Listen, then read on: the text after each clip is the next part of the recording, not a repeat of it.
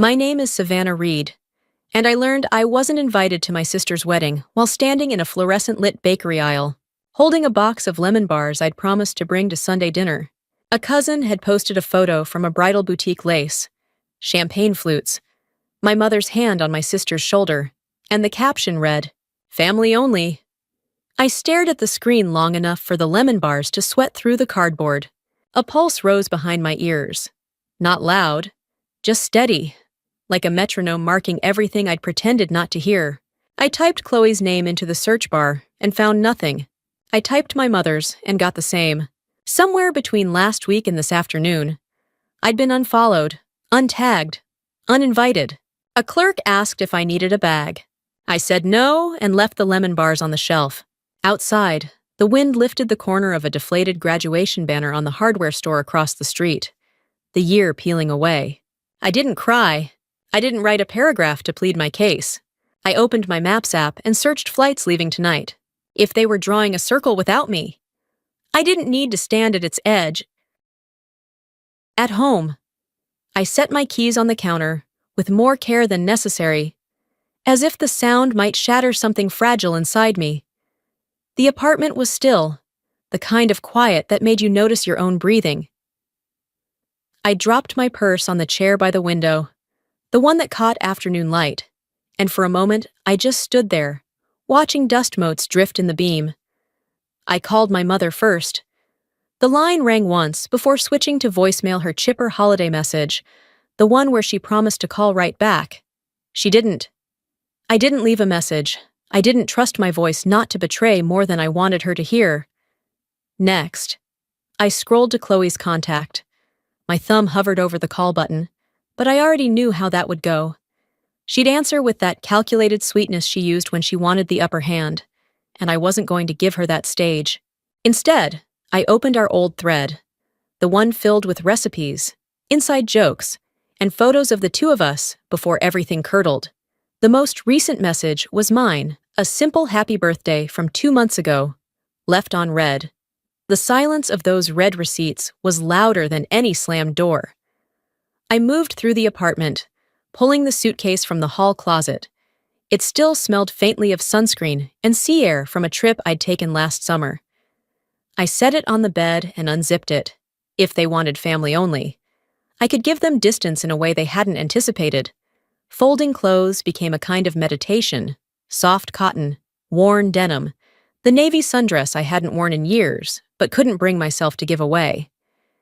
Each piece I packed felt like a quiet decision. I would not stand outside a closed door waiting for it to open. By the time the sun dipped below the neighboring rooftops, the suitcase was full. I sat on the edge of the bed, phone in hand, searching flights out of the city, somewhere warm, somewhere that didn't carry their shadows in every corner. The screen lit up with options, rows of departure times that felt like escape routes. I didn't know exactly where I'd go yet, but I knew I wouldn't be here when they toasted Chloe in a dress I'd never see in person. And that choice, cold, clear, deliberate, felt like the first real breath I'd taken all day. The decision settled over me like the click of a lock. Once it was made, everything after was just logistics. I booked a one-way ticket to Key West, leaving at dawn. It wasn't the kind of place I'd ever pictured myself. Too bright, too easy, but maybe that was the point. I called Ethan next. He answered on the second ring, voice warm and a little amused, like he'd been expecting this call. "Savannah," he said, drawing out the syllables. "Tell me you're finally ready to use that +1. Ethan and I had met 2 years ago at a charity gala where I'd been covering the event for work. He'd been impossible to miss. Sharp suit, sharper mind, a way of making everyone in the room feel seen. We'd kept in touch, sometimes crossing paths in different cities. Our friendship threaded with a quiet pull neither of us had tried to name. "I'm going to Florida tomorrow," I told him, "and I don't want to go alone."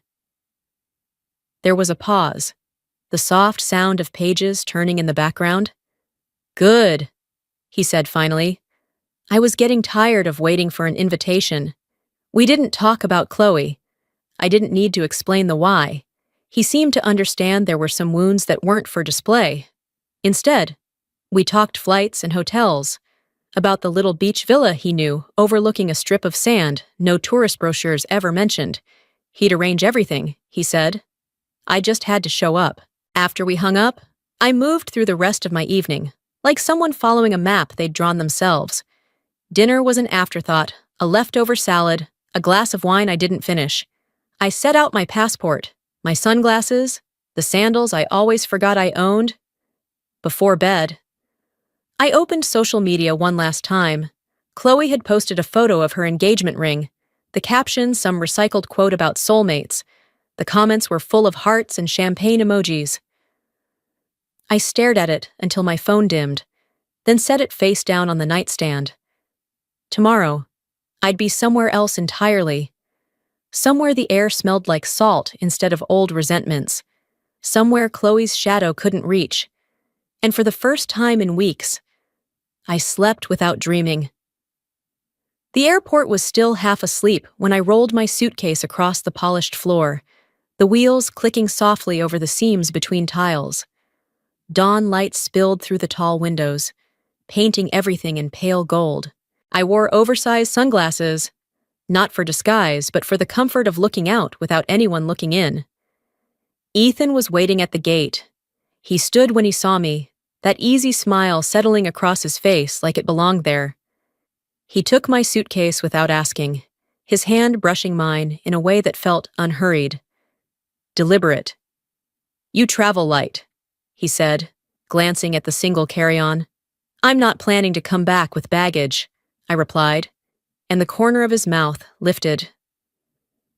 The flight passed in quiet conversation and long stretches of silence that didn't need to be filled. Somewhere over Georgia.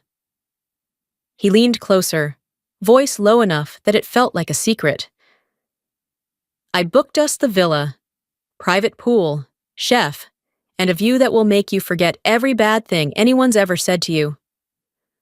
When we landed, the air hit me like a warm hand on the back, humid, salt-sweet, alive. The drive to the villa wound along narrow roads lined with palms, the ocean flashing between breaks in the trees. The place itself was a study in understated luxury whitewashed walls, wide windows thrown open to the sea, a deck where the horizon looked close enough to touch. Ethan handed me a glass of something cold and citrusy. "To being somewhere they can't find you," he said. We spent the afternoon by the water. I let the sun press against my skin, felt the knots in my shoulders begin to loosen. Ethan swam slow laps in the pool, pausing to float and watch the clouds. We didn't talk much about home, but when we did, it was in small fragments enough to acknowledge the damage without letting it dictate the day. As evening fell, he made dinner, grilled fish, fresh vegetables, a bottle of wine that tasted like summer itself. We ate on the deck, the sound of waves filling the spaces between our words. Somewhere far away, Chloe was probably finalizing table settings and playlists. Here, there was only the rhythm of the tide, the slow unwinding of a life I hadn't realized was wound so tight. The second morning, I woke to the scent of coffee drifting in from the kitchen and the muffled hum of Ethan talking on the phone. His voice carried that low, confident tone he used in business, measured, unshakable. I lingered in bed, letting the sound of the ocean filter through the open windows. For once, I wasn't waking up braced for a message from my family, or a call I didn't want to take. The phone on my nightstand was silent, face down, just the way I'd left it. When I stepped out to the deck, Ethan handed me a mug.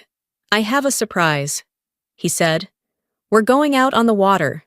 The boat was sleek and white, with a shaded deck and cushioned benches that seemed designed for lingering.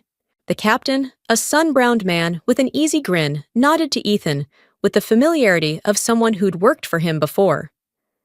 We sailed past quiet coves and stretches of untouched shoreline, the kind of places you only found if you already knew where they were. I could feel the knots in my chest loosening with each mile we put between us and the mainland. Halfway through the trip, Ethan pulled a small box from his pocket, not a ring box, but something sturdier, lined in dark velvet. Inside was a gold compass, the kind that looked like it belonged to another century. My initials were engraved on the back. "So you never lose your way again," he said simply. The gesture hit harder than I expected. It wasn't about romance. Not in the obvious sense, it was about being seen. About someone recognizing that I'd spent years navigating a family who treated me like an afterthought. We anchored in a secluded bay and swam until the water turned that deeper shade of blue that signaled evening was coming. When we finally headed back, the sun was setting in a blaze of orange and rose, the reflection rippling across the water. I didn't check my phone once that day, but that night, curiosity pulled me in. Chloe had posted a picture of her bridal shower champagne flutes, pastel dresses, a caption about being surrounded by love. I stared at it for a long moment, then set the phone aside. I wasn't ready to look at their world yet, not until I had something far better to show them. By the third day, the idea had stopped feeling like an escape and started feeling like a choice. I wasn't hiding in Key West anymore. I was living here, on my terms. Ethan noticed it too, how my shoulders stayed relaxed, how I laughed without the edge I didn't even realize I'd been carrying. That morning, we walked through the open-air market downtown. The air was thick with the scent of grilled seafood and ripe mangoes. Street musicians played slow jazz, while vendors called out over the hum of conversation. Ethan bought me a wide-brimmed straw hat from a woman who swore it was impossible to look bad, and we sat at a small cafe shaded by bougainvillea. Ethan's phone buzzed. He glanced at it, then slid it face down on the table. "Business can wait," he said, though the flash in his eyes told me it wasn't small business at all. I sipped my iced coffee, watching him.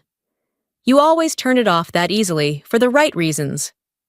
"Yes," he said, his gaze steady. "And you're one of them." In the afternoon, we returned to the villa to find a courier waiting with a sleek black envelope addressed to me. Inside was an invitation gold-embossed, heavy cardstock Chloe's wedding, with a handwritten note, "Still hoping you change your mind." I almost laughed. It wasn't an olive branch, it was a performance, something she could show others and say, "See? I tried." Ethan read it over my shoulder. "You going?" he asked lightly, though I caught the calculation in his tone. "Not like they think," I said. That evening, over dinner on the deck, we began to sketch out an idea. It wasn't about crashing her wedding, not in the dramatic, movie scene way. It was about showing up in a way that couldn't be ignored, a way that rewrote the story they'd been telling about me for years. Ethan had the connections, I had the timing, and together, we had the kind of subtlety my family would never see coming until it was already happening. By the time the moon rose, the plan was set in motion. I didn't know every detail yet, but I knew the feeling I wanted them to leave with the quiet, unmistakable realization that I had never needed their approval to live a life worth envying. We gave ourselves 2 more days in Key West before setting anything in motion. Ethan said it was for logistics, but I think he knew I needed the space to breathe, to sharpen the edge of what was coming. On the first of those days, we chartered a small seaplane to one of the outlying islands. The flight was only 15 minutes, but it felt like leaving the world entirely. The sand there was white as bone, the water so clear I could see stingrays gliding along the bottom. We swam, we walked, we said almost nothing. It was the kind of silence that builds resolve. That night, back at the villa, Ethan made a few calls from the balcony. He didn't bother to hide the fact that they weren't casual conversations. I caught bits names I didn't know, arrangements being confirmed, flights being scheduled. When he came back inside, he handed me a slim folder. Inside were travel confirmations, a designer gown receipt, and a set of hotel reservations in Miami for the same weekend as Chloe's wedding. Not at the wedding venue. Of course, but close enough. "I thought we weren't crashing it," I said. "We're not," Ethan replied. "We're redefining proximity." The second day was slower. We wandered along Duval Street, stopping in art galleries and picking out a painting, a watercolor of a lighthouse that I knew I'd take back home as a reminder. Over lunch, Ethan asked me exactly how I wanted that weekend to end. I thought about it for a long moment. I want them to see me happy, I said finally, not in a way they can dismiss as luck. I want it to look inevitable, like I was always going to end up this way, no matter what they did. Ethan smiled, and I knew he understood perfectly. That night, I packed my suitcase with deliberate care. Everything I chose had a purpose, colors that would stand out without shouting, jewelry that caught the light just enough. This wasn't about being flashy. It was about being undeniable. When I zipped the bag shut, I felt something I hadn't felt in years. Not anger, not bitterness, just a clean, precise anticipation. We landed in Miami 2 days before the wedding. The city buzzed with the kind of restless energy that felt charged, like it was conspiring with me. From the balcony of our suite, I could see the ocean on one side and the skyline on the other, two worlds colliding in glass and light. Ethan had arranged for fittings the moment we arrived. The gown was midnight blue silk, cut to move like water when I walked. Understated, but impossible to ignore. The tailor adjusted the hem while murmuring that it commanded a room without ever raising its voice. I smiled. That was exactly the point. The night before the wedding, we attended a charity gala at a historic hotel just a few blocks from Chloe's venue. The guest list read like a who's who of business, politics, and art. Ethan knew half the room. The other half wanted to know him. I moved through the crowd on his arm, catching snippets of conversation, his name, my name, questions whispered just low enough to be polite. Cameras flashed. A society columnist asked for a photo for the Sunday edition. I gave her one, tilting my head just enough that the light caught the sapphire pendant at my throat. The morning of the wedding, Chloe's event flooded my social media feed. Her dress, the flowers, the sprawling venue. I didn't post anything, not yet. Instead, Ethan and I took a slow breakfast at the hotel, letting the timing stretch. Our plan wasn't to walk into her ceremony. It was to arrive at the adjoining rooftop bar, where half the guests would filter in afterward. From there, the overlap would happen naturally, people seeing us, recognizing us, connecting the dots faster than she could rewrite them. As I applied my lipstick in the mirror, I thought about the years I'd spent trying to earn their approval. That chapter was over. This wasn't about them accepting me. It was about them realizing they no longer had the power to define me. And as Ethan offered me his arm, I knew by the end of the day they would. The rooftop was alive with chatter when we stepped out of the elevator. Strings of lights hung overhead, the late afternoon sun casting everything in gold. Conversations stilled for just a moment as eyes turned toward us, Ethan's hand steady on mine, the silk of my dress catching the light with every step. It started quietly. A bridesmaid recognized Ethan first, her expression shifting before she leaned in to whisper. Then it spread, names murmured, phones pulled out, headlines confirmed. Within minutes, half the terrace knew exactly who we were. Chloe saw me from across the space. Her smile faltered mid-sentence, the glass in her hand trembling slightly. She didn't cross the room, and I made no move to close the distance. Instead, I let the pause stretch, letting the whispers do what I didn't have to. One by one, people approached old family acquaintances, neighbors I hadn't seen in years. Their greetings were polite, but their eyes held something new, curiosity, perhaps even a hint of respect. I returned each smile like it cost me nothing. When Ethan suggested we leave, I agreed. We walked out slowly, the low hum of conversation trailing us. I never looked back at Chloe.